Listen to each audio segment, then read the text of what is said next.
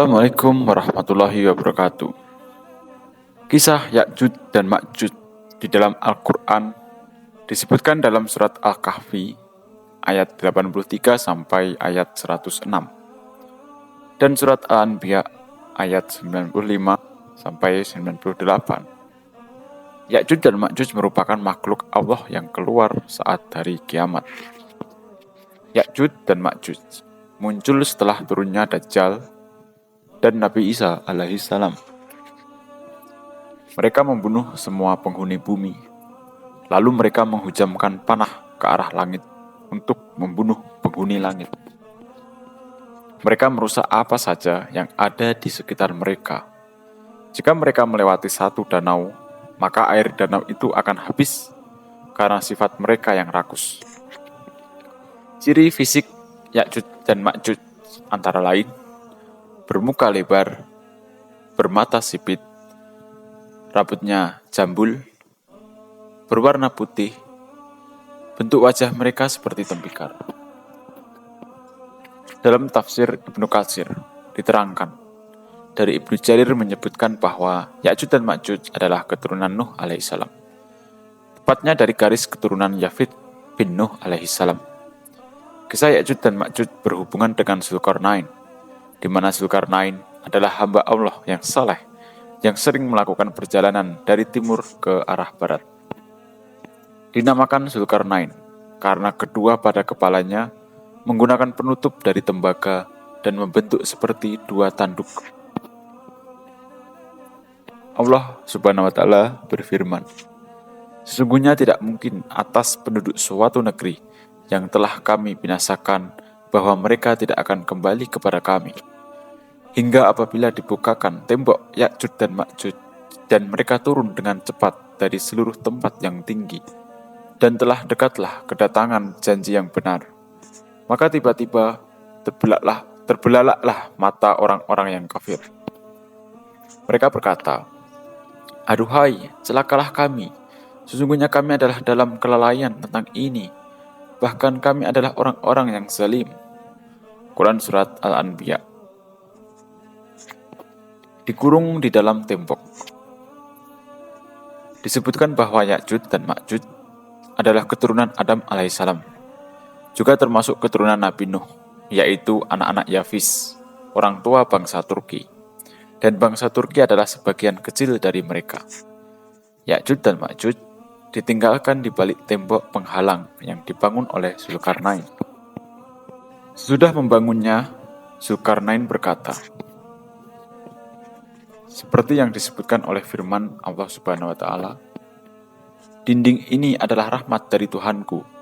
Maka apabila sudah datang janji Tuhanku, Dia akan menjadikannya hancur luluh. Dan janji Tuhanku itu adalah benar. Kami biarkan mereka di hari itu bercampur aduk antara satu dengan yang lain." Surat Al-Kahfi ayat 98 sampai ayat 99 hingga akhir ayat. Keluarnya Ya'juj dan Ma'juj. Ya'juj dan Ma'juj berjalan dengan cepat untuk membuat kerusakan di muka bumi manusia. Demikianlah gambaran tentang sikap mereka saat keluar dari tembok penjaranya. Pendengar di bawah seakan-akan menyaksikan peristiwa tersebut.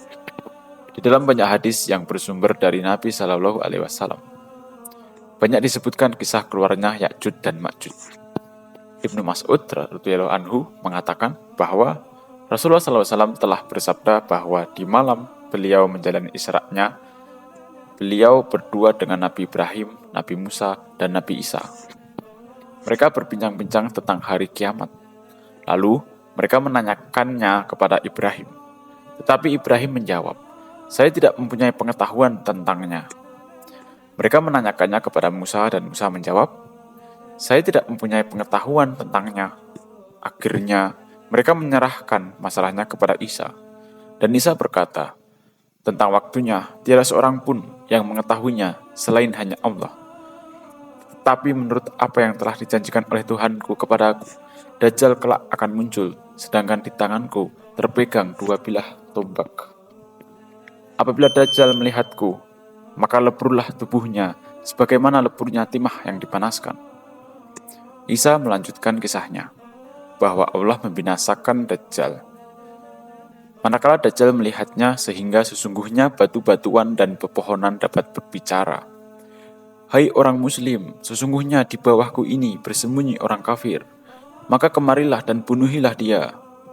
Allah membinasakan bala tentara Dajjal. Kemudian manusia kembali ke negeri dan tanah airnya masing-masing.